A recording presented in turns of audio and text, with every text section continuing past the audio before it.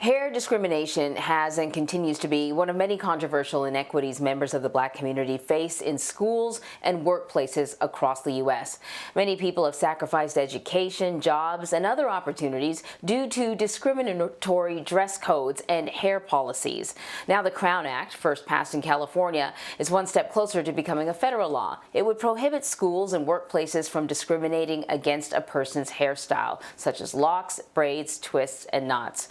Companies like UPS are already changing their long-standing restrictions on beards and natural hairstyles. So for more on the challenges that Black women face surrounding their hair, we're joined by Turqouya Williams, a Minneapolis mother and business owner. Turqouya, we're talking about changes to the way people are treated because of their hair. And we're specifically talking about the Crown Act.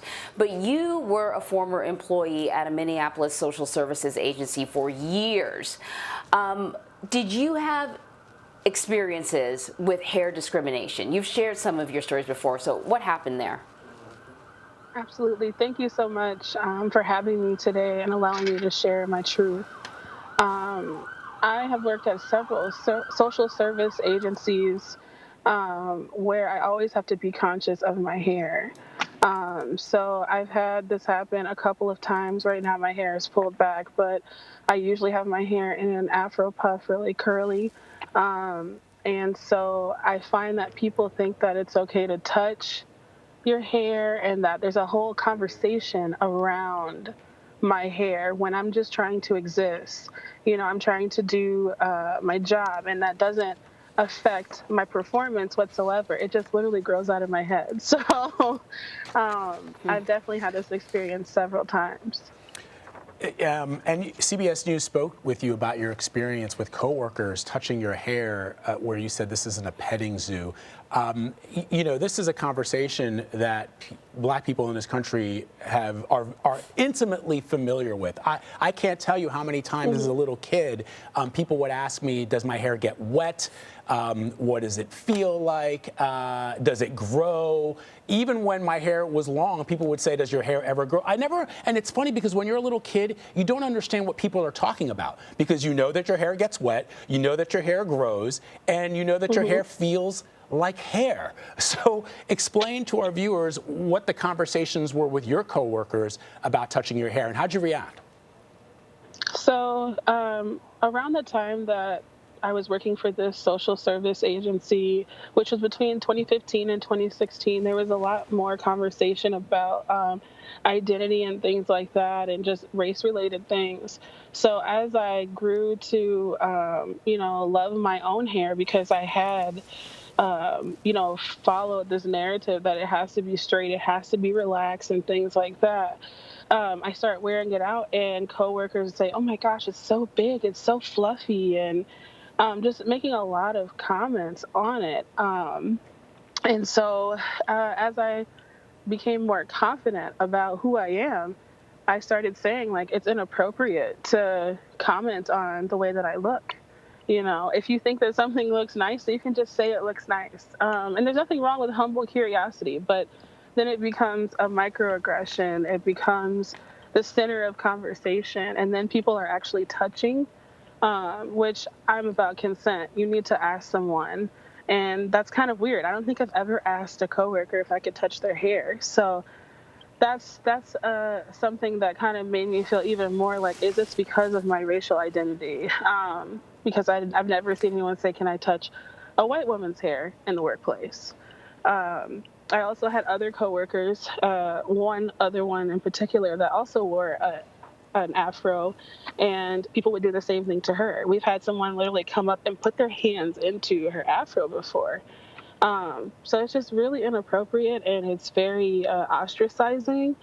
And I just want to be there to do my job. Like I said, we're talking about the workplace. I'm good at my job. I shouldn't have any issues with anyone touching me. So.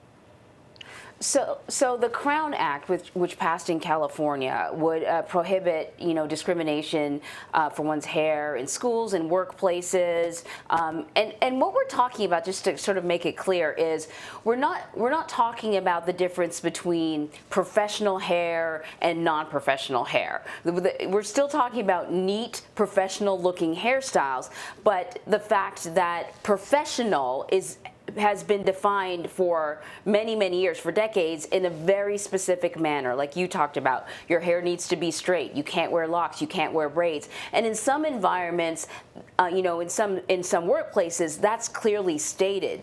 Braids are not allowed, or locks are not allowed. So this would make it so that, or in California anyways, that you can't do that in the workplace. And the hope is that it can sort of move along, and we'll see more states pick up on this, and maybe even become a federal law, if you will. I want to ask you, if it gets to the point where this becomes a law of the land, that this sort of discrimination cannot be done, what sort of difference would that make? It would be a huge difference. I mean, we're just trying to exist. I'm trying to do my job. I care about my job. Anyone who works in social services knows that we're not there for the money. We're there because we care about people, So I think just being able to,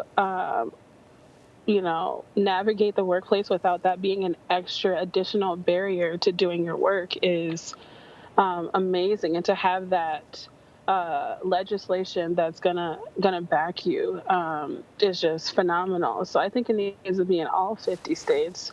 Minnesota definitely needs it.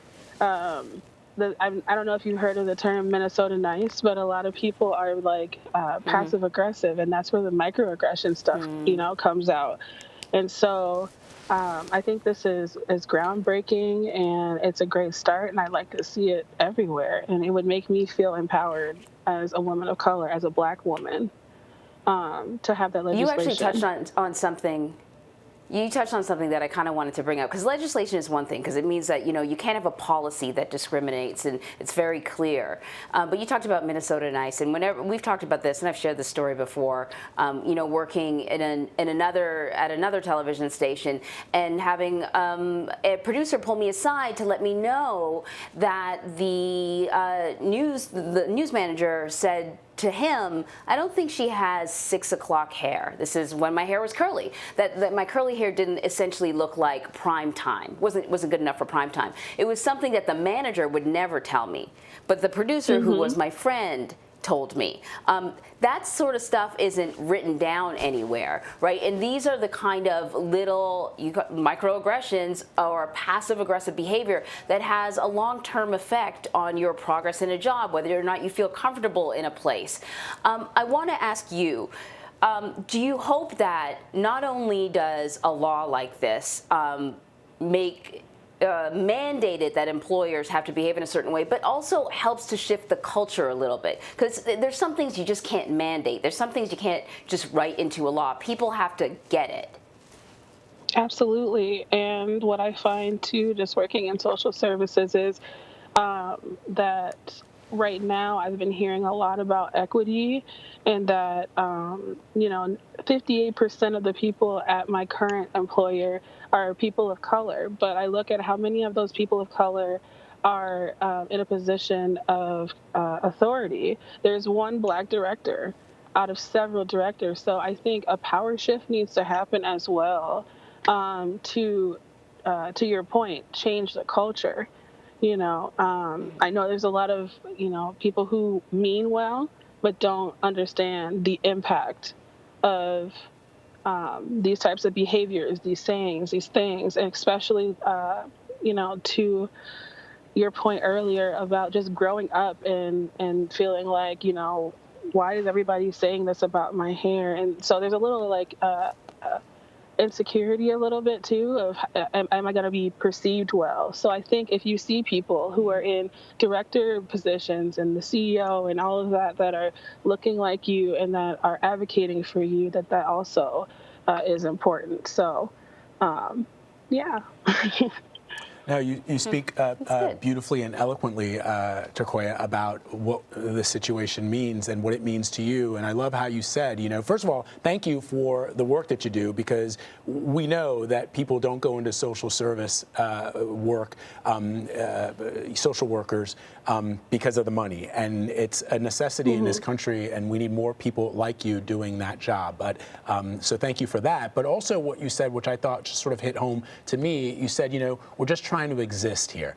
And the reality is, when there are laws that suppress the ability of people to exist in a way that is free and fair, compared to their other fellow Americans, and that's why we have conversations like this. So thank you very much for spending some time with us. We really appreciate it. Thank you so much for having me.